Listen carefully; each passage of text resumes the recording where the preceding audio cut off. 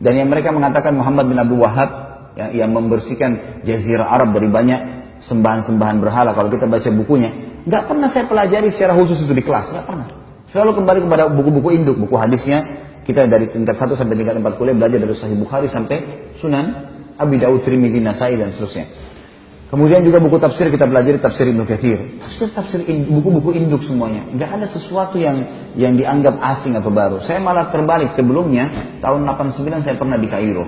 Saya waktu di Al-Azhar malah saya temukan di sana, dan saya yakin teman-teman kalau ada yang pernah kuliah di sana tahu masalah itu. Itu kalau lagi mau belajar fikih misalnya, maka ditanya, siapa yang mazhab Syafi'i? Saya waktu itu sama sepupu saya angkat tangan. Silakan ke kelas sebelah. Gurunya sendiri. Siapa yang mazhab Maliki? Angkat tangan. Waktu itu orang-orang mazhab Maliki banyak teman-teman dari Afrika. Angkat tangan. Kelas sebelah, gurunya datang. Khusus materi fikih. Siapa yang mazhab Hanafi? Teman-teman dari Turki datang, pindah ke sana. Siapa yang mazhab Hambali? Oh, teman-teman dari Timur Tengah, banyak dari Mesir. Jadi saya ini tidak pernah tahu Imam Malik, Imam Abu Hanifah, Imam Ahmad bilang apa. Yang saya tahu adalah Syafi'iyah. Bas, tidak ada yang tahu. Di Madinah beda sekali. Beda sekali. Dan waktu saya masih sekolah waktu itu, tentu saya tidak berbicara sekarang ya, saya bicara di masa saya. Mudah-mudahan sekarang jadi lebih baik. Kalau saya waktu sekolah di Mesir dulu itu, saya duduk di kelas, di sebelah saya ada satu orang Komores ya, dari Afrika, sebelah saya lagi sepupu saya ya, dari Makassar, sama-sama dengan saya berangkat, anak paman saya. Satu kelas ini ada 47 orang. Nggak pernah kami ketemu kecuali di waktu tertentu. Di waktu tertentu, kadang-kadang cuma ada beberapa anak Turki datang atau beberapa anak Afrika lain datang. Tapi saya nggak pernah lihat kenal wajahnya. Begitu hari ujian, baru kita kenal wajahnya nih. Penuh. Pada saat itu kampusnya penuh.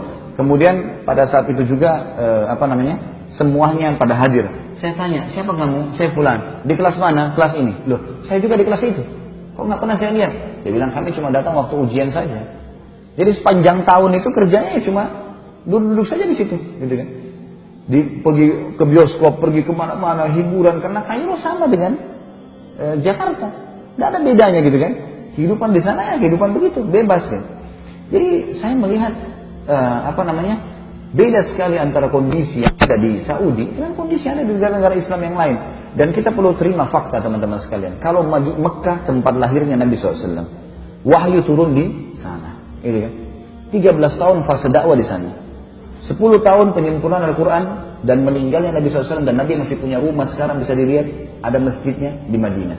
Kira-kira masuk akal nggak dua kota ini dijadikan sesat oleh Allah? Secara akal nggak mungkin. Dan sampai sekarang saya bilang tadi, lebih baik secara rasional dipraktikkan di lapangan, datangi halakah-halakah ulama itu dan dengerin dengan hati yang tenang, dengerin apa yang mereka sampaikan. Baru kemudian kita bisa menghakimi seseorang. Karena saya lihat ini di Indonesia banyak sekali isu sekarang selalu dengan Wahabi. Momok yang menakutkan Wahabi.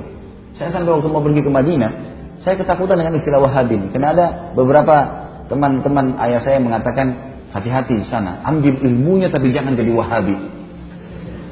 Ini ambil ilmunya tapi jangan jadi Wahabi, bagaimana ceritanya? Kan saya lagi belajar di sana. Jadi setiap guru masuk saya lihat, ini Wahabi. Apa yang dia mau sampaikan nih? Ini momok seperti apa? Sembeli lehernya orang, ini kafir, kayak sudah menakutkan. Saya waktu itu ketakutan sendiri. Setelah 6 bulan saya belajar, saya lihat selalu guru datang, qala Allah, qala Rasul. Allah berfirman, Rasulullah bersabda, dinukil dari Ibnu Abbas, dari Ibnu Umar, dari ini. Kisah semua yang berhubungan dengan para sahabat, para tabi'in, generasi emas. A'immah yang 4, imam yang 4 yang terkenal madhabnya. Karena sesuatu yang baru. Dan setiap kali guru-guru keluar habis meneraskan sebuah materi, pasti saya rasa iman saya bertambah. Terus apa nih masalahnya? Kalau ini yang selama yang divonis sebagai Wahabi, ini berarti keliru nih. Ada sesuatu nih. Setelah saya telusurin, ternyata istilahnya keluar dari mulutnya orang-orang Syiah. Sengaja mereka memvonis itu supaya yang paling banyak membongkar kedok mereka, supaya yang mereka mengatakan Quran kurang, mereka mengatakan bahwasanya sahabat kafir. Ini adalah orang-orang yang ada di tempat lahirnya Nabi SAW dan tempat meninggalnya Nabi SAW. Pernahkah kita lihat teman-teman sekalian, pemerintahan Saudi sekarang merusak Masjid Haram dan Masjid Nabawi? Atau mungkin tidak mengurus rumah Nabi SAW, tidak mengurus Masjid Nabi? Terbalik, malah diurus, dirawat. Jemaah haji kalau masuk merasa tentram di sana ibadah. Tentu saja pemerintahan semua punya kekurangan. Sudah saya sebutkan di sirah kemarin. Ingat teman-teman sekalian, tolok ukur kehidupan adalah masa hidupnya Nabi SAW di Madinah. Kalau di zaman Nabi SAW saja ada orang kafir, ada orang munafik, ada orang maksiat dan ada orang mukmin, di zaman Nabi SAW apalagi kerajaan Saudi. apalagi pemerintahan Indonesia, apalagi semuanya gitu kan. Tetapi saya tetap mengatakan ulama ada di mana-mana. Ulama-ulama Rabbani ada di mana-mana. Artinya di Indonesia juga insya Allah mudah-mudahan ada di antara orang-orang yang kita anggap punya kapabilitas dan kapasitas untuk itu. Tentu bukan saya dan bukan antum. Ini ada orang-orang yang sudah sampai pada tingkat yang luar biasa dari ibadah mereka dan juga ilmu mereka. Mereka hafal Quran, mereka hafal sekian banyak hadis. Sampai Imam Ahmad mengatakan tidak akan boleh seseorang menjadi imam mazhab kecuali menghafal 50.000 hadis. Baru bisa dianggap sebagai seorang ulama rujukan. Makanya di zaman beliau-beliau banyak sekali kan ulama-ulama tapi mereka belum bisa dijadikan sebagai rujukan karena memang dianggap masih sedikit. Kita kadang-kadang subhanallah baru bisa hafal 2-3 ayat berapa hadis sudah vonis orang macam-macam, gitu kan. Kemudian ikut-ikutan terbawa arus mengkafirkan si fulan, menyalahkan si fulan. Kadang-kadang kalau diingatkan perbuatan, jangan akhi, ini Nabi SAW tidak pernah lakukan, ini bid'ah. Wah, ini Wahabi ini berarti. Padahal kalau kita ikuti pengajian teman-teman yang divonis Wahabi ini teman-teman, saya sering bahasanya ini di Jakarta. Sebenarnya kami ini yang sedang berdakwah, saya termasuk divonis gitu kan. Tapi biarlah vonisan ini, semoga Allah berikan hidayah. Seperti gini, ini masjid nih. Ini masjid sudah rapi warnanya, temboknya sudah bagus karpetnya. Setiap muslim yang datang, saya sebagai pengurus masjid mengingatkan, Pak, jangan dikotorin masjidnya ya. Jangan diubah catnya, tak usah diganggu AC-nya. Urusan sudah rapi nih, udah tinggal datang sholat. Seperti itulah. Nah, teman-teman yang buat bid'ah ini adalah orang yang seperti masuk masjid, coret sana warnanya, tambah-tambah yang lain lah, ubah-ubah ini, pencet-pencet AC-nya. Makanya diingatkan, jangan, agama sudah sempurna, hanya itu kok. Wah, ini Wahabi. Wahabi apa ini? Akhirnya umat ini kayak lari dari dakwah gitu. Tak boleh teman-teman sekalian, akhirnya ini memecahkan umat yang luar biasa, terpecah kemana-mana. Baik. Kalau diingatkan, antum mau dengar, alhamdulillah. Kalau antum merasa diri antum benar, fadhal, jalani. Kalau teman-teman ini misalnya diingatkan, jangan akhi, ini karena tidak pernah Nabi SAW melakukan. Enggak, tapi ini, fadhal, silakan. Tapi ingat, di muka bumi ini kita seperti orang yang sedang belanja di supermarket. Setiap orang di antara kita boleh pilih produk yang dia mau, tapi lewat kasir. Hati-hati. Kami mengingatkan supaya jangan salah. Karena kalau ada dalil, pasti sudah diterima sama Allah. Enggak ada dalil, bimbang, paling tidak ragu kan gitu. Dan masih tanda tanya, diterima enggak ya? Nah, kenapa harus jerumuskan diri pada hal itu? Orang yang masuk pada perbuatan teman-teman yang minimal syubhat, apa kata Nabi SAW? Halal jelas, haram jelas. Di antaranya ada hal yang samar-samar. Siapa yang menyelamatkan dirinya pada hal samar-samar? Boleh enggak ya? Siapa yang menyelamatkan dirinya dari hal samar-samar, dia telah menyelamatkan kehormatan dirinya dan agamanya. Dan siapa yang menjerumuskan dirinya pada hal yang syubhat, dia telah menjerumuskan dirinya pada yang haram.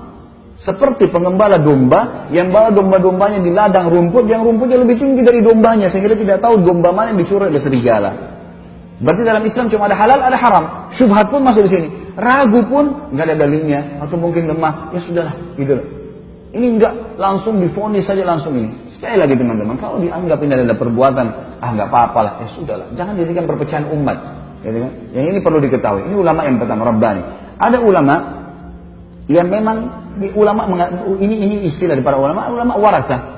Ulama waratha ini orang-orang yang terwariskan istilah ulama pada mereka. Gitu. Tapi orang-orang ini tidak punya kapasitas untuk itu. Saya kasih contoh kayak kita di Indonesia kan, maaf, gelar ustadz. Ya, ini mudah sekali kan. Siapa saja bisa bicara sedikit agama, ustaz. Jadi ini semua divonis. Yang lebih unik lagi adalah, maaf jangan tersinggung. Ini orang di Indonesia sekarang ahli melintir perkataan ini. Ya. Jangan dipelintir lagi. Saya tidak singgung siapapun dan jangan tersinggung. Nggak usah tersinggung. Kalau baik terima, nggak baik nggak usah terima, kan selesai gitu. Gelar haji. Pak Haji ini pulang dari haji 40 hari alim. Dari mana alimnya nih? 40 hari memang di sana belajar, hafal Quran. Kalau kita lihat jemaah haji kita datang ke sana, tinggal di hotel, pergi sholat di masjid, dan kebanyakan nongkrong depan hotel, masih banyak merokok di situ, ngobrol-ngobrol. Pulang tiba-tiba jadi alim, dari mana ini disulap ini? Hah? Bagaimana caranya bisa tiba-tiba berubah ini? Dan kita vonis, oh ini berarti seorang alim. Yang banyak terjadi di Indonesia, dan ini kita sayangkan sekali. Kalau khatib tidak hadir, baik silakan Pak Haji gantikan. Itu semua Pak Haji silahkan, tidak ada yang larang, asal dia punya kapasitas ilmu silahkan. Tapi dia naik bicara. Banyak orang yang bisa terjadi fakta. Ya. Kemudian dia turun dari mimbar, dia tidak mau lagi mengatakan tidak tahu. Semua tahu. Dan yang jadi masalah pengikutnya fanatik, walaupun salah. Nah ini yang jadi hal yang luar biasa. Ini namanya ulama waratha. Ada orang kakeknya kiai, ayahnya kiai, anaknya jadi kiai otomatis. Gitu. Dari mana ini otomatis? Ilmu itu harus dipelajari, gak bisa. Kan itu. Ada yang ketiga, yang terakhir, ulama su. Dan ini Nabi SAW sebutkan, akan datang nanti satu zaman di mana umatku dipimpin oleh ulama su, ulama yang buruk. Kok ada ulama buruk, apa maksudnya?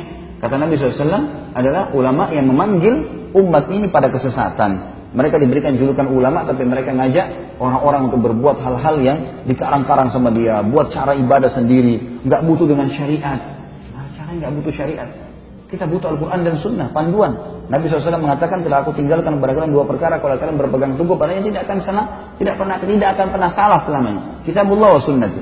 Yang kita sayangkan sekarang memang banyak orang juga. Ini satu hal yang perlu kita garis bawahi, supaya kita paham teman-teman sekalian. Sekali lagi tidak menggurui, ya. Al-Quran dan Sunnah, semua sekarang sekte dalam Islam yang mengatakan saya Muslim, kemudian saya disebabkan kepada kelompok tertentu, kan kami juga punya Al-Quran dan Sunnah, gitu. Baik, semua orang memvonis punya Al-Quran dan Sunnah, tapi permasalahannya ada satu kalimat yang mestinya kita tempelkan dengan itu. Apa itu? Sesuai dengan pemahaman para sahabat. Maksudnya para sahabat. Al-Quran turun kepada para sahabat. Banyak ayat turun kepada para sahabat. Hadis-hadis Nabi SAW disebutkan di hadapan para sahabat. Berarti kalau kita kembali kepada tafsir, kita kembali kepada hadis Nabi SAW, lihat perkataan para sahabat. Itu yang penting. Kita sekarang nggak ayat Al-Quran kita vonis sendiri. Banyak orang-orang yang akhirnya menyalahkan orang lain karena masalah ayat dibaca, oh ini maksudnya begini, sudah selesai, dihakimi sama dia. Atau ini hadis begini, kemudian langsung divonis sama dia. Padahal sebenarnya tidak kembali kepada pemahaman para sahabat. Ini yang Allahu a'lam, yang saya tahu akhirnya membuat umat ini banyak kemana-mana pemahamannya. Dan banyak di antara mereka mengatakan, itu kan zaman sahabat. Sahabat juga bisa melakukan, kenapa kita tidak? Tentu saja sahabat melihat Nabi SAW. Apalagi Khulafaur Rasyidin, gitu kan? Buktinya Utsman bin Affan boleh buat susun Al-Quran. Dan zaman Umar bin Khattab dijadikan tarawih 20 rakaat. Siapa mereka? Khulafaur Rasyidin. Kata Nabi SAW apa? Alaikum bisunnati wa sunnatu khulafaur rasyidin min ba'di. Addu alaihi bin nawajib. Berpegang pada sunnahku dan sunnah khulafaur rasyidin. Antum masuk khulafaur rasyidin? Kan tidak kan? Nah, iya.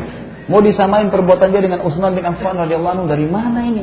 Tidak bisa ketemu. Ada dalil menjelaskan masalah itu kan?